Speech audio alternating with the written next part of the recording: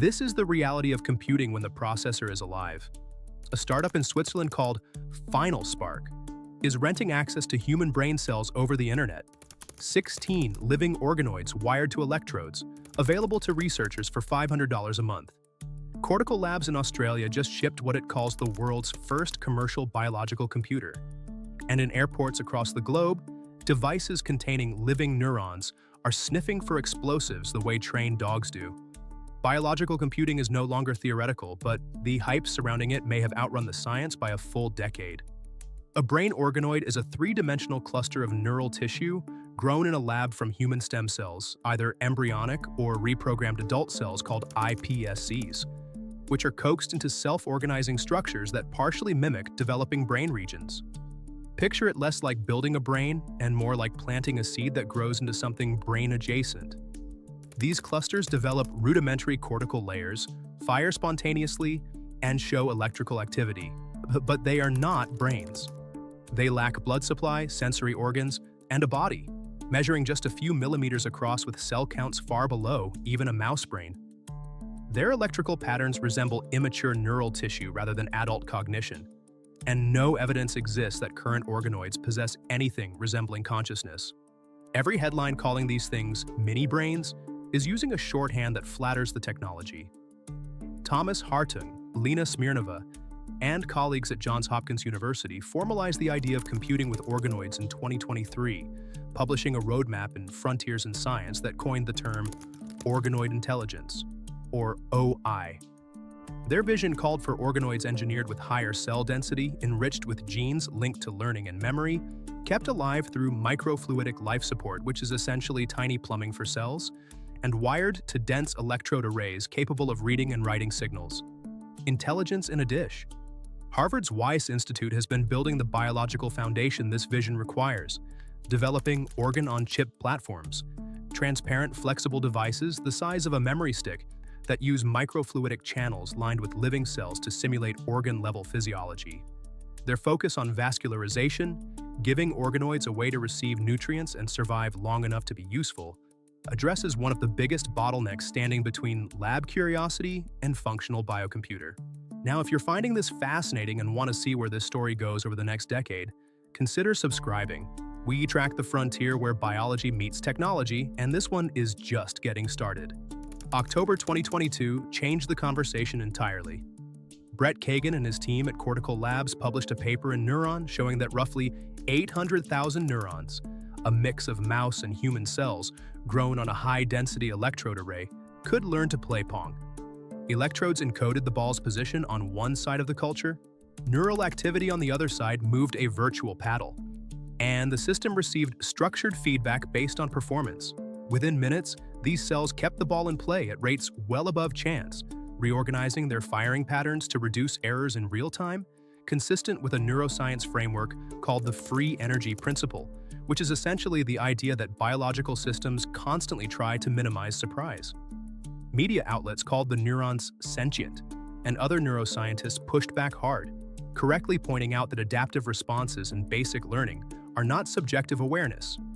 What the experiment did prove is that living neural tissue outside a body can be wired into a feedback loop and perform a task, a genuine proof of concept for biological computation, even if it sits galaxies away from replacing your laptop. 3 companies now anchor this space, and they could not be more different. Cortical Labs, founded in 2019 by physician-engineer Han Weng Chong, closed a $10 million funding round in April 2023, led by Horizons Ventures, the venture arm of Hong Kong billionaire Li Ka-shing, with participation from In-Q-Tel, the CIA's venture capital arm. By early 2025, they unveiled CL1, a self-contained system keeping lab-grown human neurons alive for up to 6 months, while letting developers deploy code directly to living neural networks, positioning themselves as the future Nvidia for biological computing, which is a staggering claim for a company whose flagship demonstration is Pong.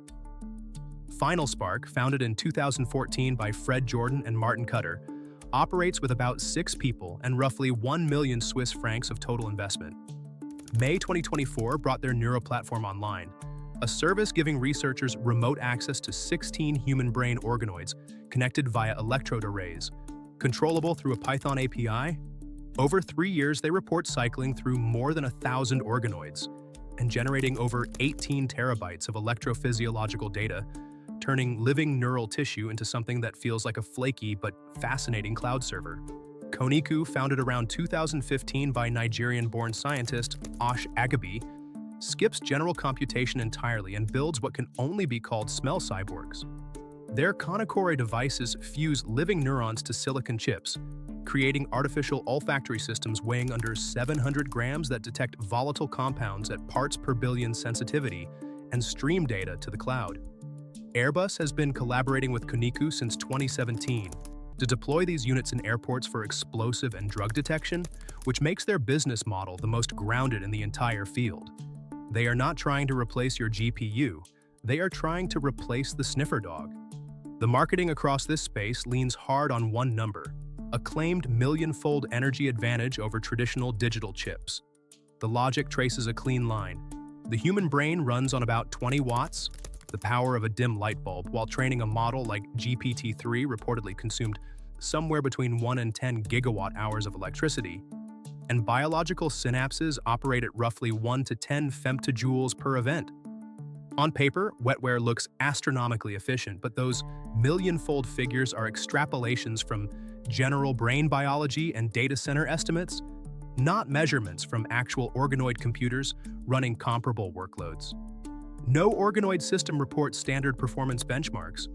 No equivalent of ML-Perf exists for Wetware, and the tasks these systems perform, Pong, simple pattern recognition, storing a single bit, sit so far from training a large language model that the comparison is directional at best and misleading at worst. Organoids also compete not just with legacy silicon, but with neuromorphic electronics, chips designed to mimic brain-like computation that already approach femtojoule scale efficiency without the burden of keeping living tissue alive, fed, and sterile. Ethics compounds the uncertainty. The dish-brain sentience controversy was only the opening act, because as organoids grow larger, live longer, and receive richer sensory inputs, the question of moral status becomes unavoidable. Current organoids resemble early developmental stages with limited network complexity, and consciousness is considered unlikely under present conditions, but continued advances in size and connectivity may eventually force a reassessment. Legal questions pile on top of that. Who owns an organoid derived from your donated cells when it is being rented out as a commercial computing resource? In the EU, organoids from embryonic stem cells generally cannot be patented while those from iPSCs can. And a future conscious organoid might become non-patentable on moral grounds. Yet no jurisdiction on Earth has created a dedicated legal status for organoids or biocomputers. Public funding tells a different story. The U.S. National Science Foundation launched the Begin OI program in 2025, awarding $14 million across 7 projects at about $2 million each to engineer organoids for information processing. The NIH has designated Organoid Intelligence platforms as technology development centers. The EU's Hybrida project has produced ethics guidelines. Australia has introduced tiered licensing for advanced organoid work. And China has issued its own guidelines emphasizing caution around neural organoids. 5 years ago, this was fringe science. Now it carries the weight of coordinated international research priority. Over the next 5 to 10 years, the most realistic roles for organoid-based biocomputing are not as replacements for your PC. They will serve as advanced models for studying human brain function, enabling better disease research and drug screening as experimental platforms for understanding how biological networks learn, feeding insights back into AI algorithm design, and as specialized sensors like Koniku's smell cyborgs, where the unique capabilities of living cells justify the complexity of keeping them alive.